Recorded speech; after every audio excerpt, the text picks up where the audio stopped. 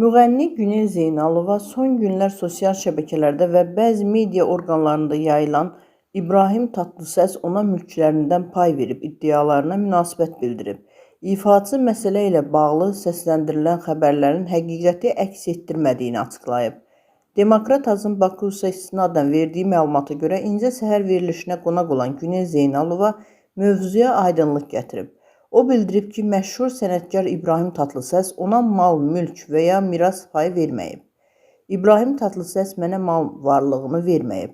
İbrahimin 6 övladı var.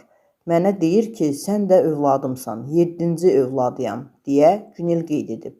Sənətçi Tatlıseslə münasibətlərinin maddiyyata əsaslanmadığını, aralarında mənəvi bağın olduğunu vurğulayıb. Onun sözlərinə görə, bu münasibət daha çox ata-övlad sevgisinə bənzəyir.